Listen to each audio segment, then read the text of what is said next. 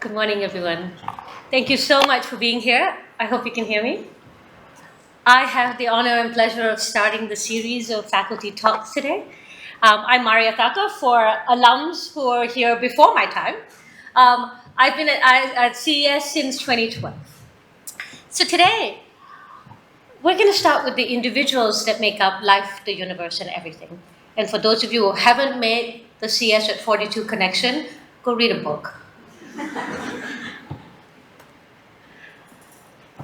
At CS, several of us are interested in form, function, and fitness. And in doing so, we've been studying animals that are rather interesting. We've noticed that some animals want to be seen, some want to be heard,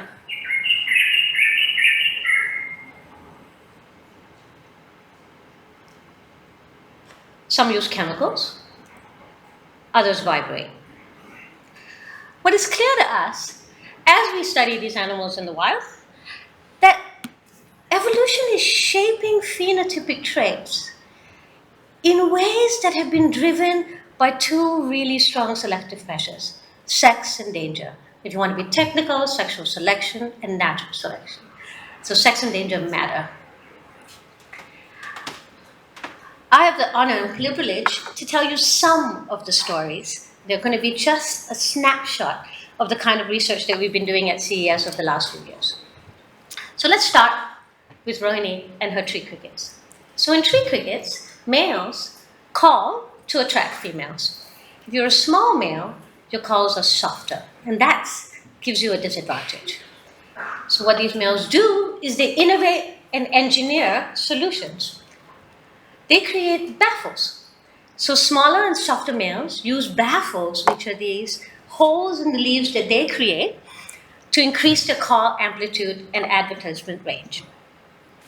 This works because baffling males attract more females. Rokagamas are rather quiet sort, so they're not going to call, but they use colors instead to communicate. And so students in my lab and Kavita's lab have been studying the color changing abilities of rokagamas. And they're rather fascinating because they're context dependent.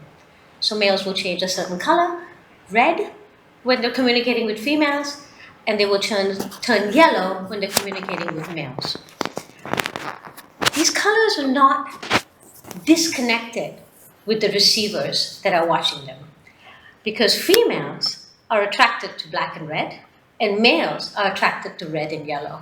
And we know this from experiments with robots that we've exposed males to and females to. Now, elephants. Elephants don't use color, that's just not going to work. What Sukumar's lab has discovered is that for a female, being a tusked male and a male in musk is most attractive. So that combination is even better, but be in tusk or be in musk, and that works. So clearly some animals like multiple signals.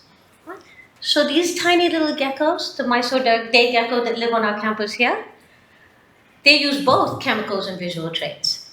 And it's curious because they're little. Why do they need them?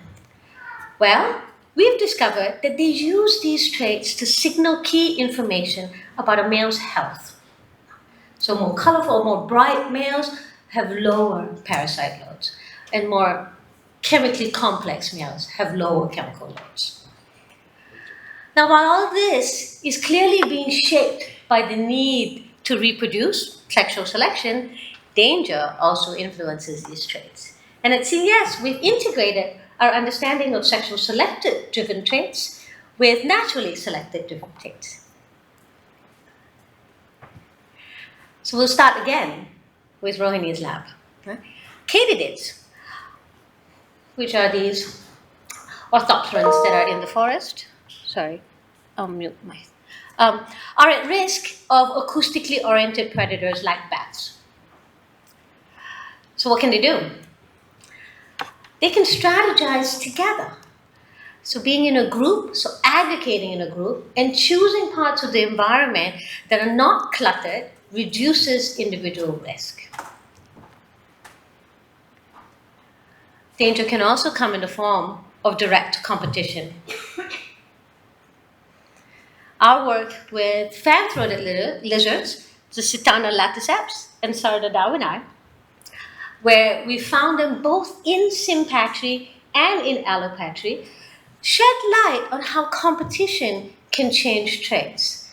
So in places where these two different species are together, they compete to a point where the subordinate of the two species, the smaller species, laticeps, the one with the white dewlap,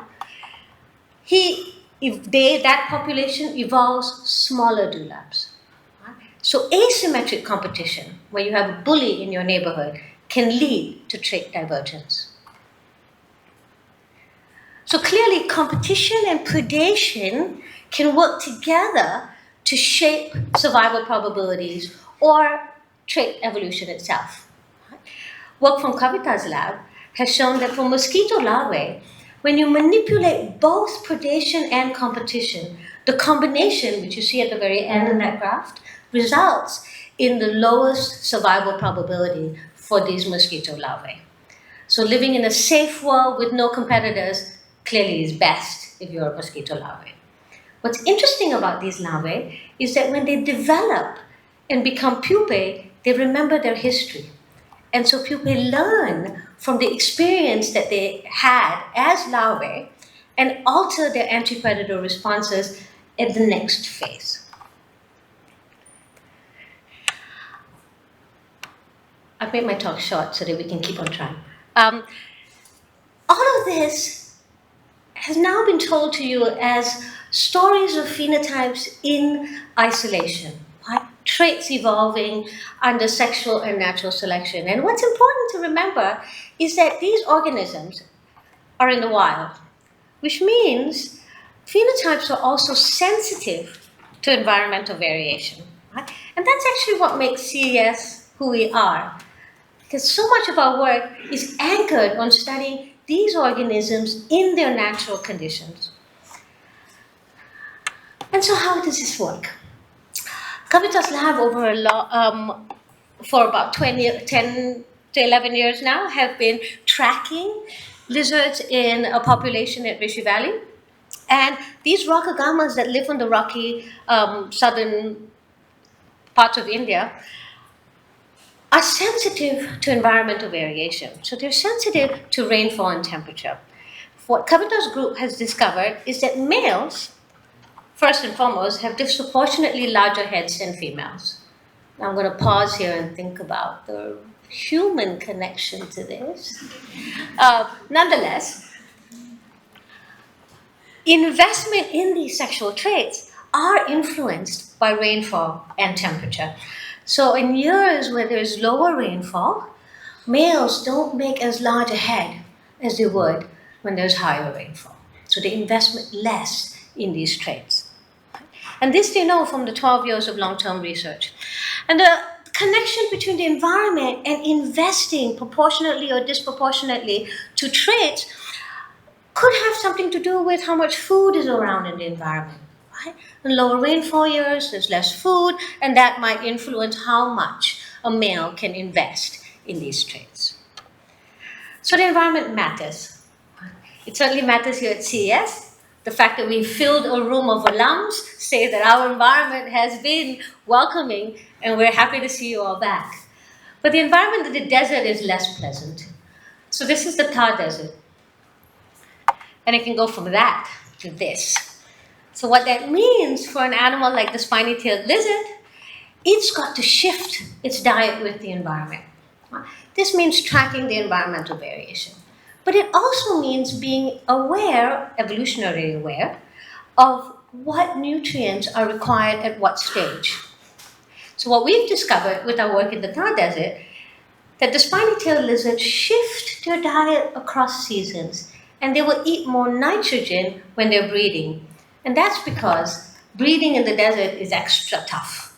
And so these lizards start to eat insects during just the time of year when they need to produce the offspring that they then care for. And I'm going to end by saying that food influences all organisms' life, And so while we're building these phenotypes in these selective regimes, in these challenging or not so challenging environments, you've got to eat the right thing. And what Sukumar's lab has discovered is sometimes that means that animals need to come into contact with us. And so crop breeding elephants turn out to use these crops to get better nutrition, higher nitrogen levels, and they're less stressed as a consequence. So being with humans may not be entirely bad. Now, my quick smattering of stories here, from elephants to reptiles to insects, are just a few examples of how CS has been studying individuals, form, function, and fitness. I want to end with a segue to what's going to happen next, because some individuals live in groups, and that means that Vishu will tell you all about them in a few minutes. To that, thank you so much to CS. This was last year's annual trip, and the stories I told you here were generated by the students in this photo and students from posted photos in the past. Thank you.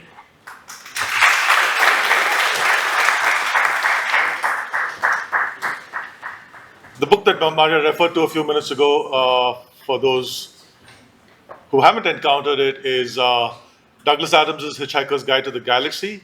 And as I said a couple of days ago at our annual talks, it's not just people from my generation. It was something that the CES Book Club had as their book for the week just a couple of years ago. So we think of it as a, and in the book, 42 is the answer to life, the universe, and everything, and which the computer discovers after 7.5 million years of calculations, and then they realize that they didn't know what the question was, and so that seemed very appropriate for CES, and so our so we came up with our ecology and evolution and everything.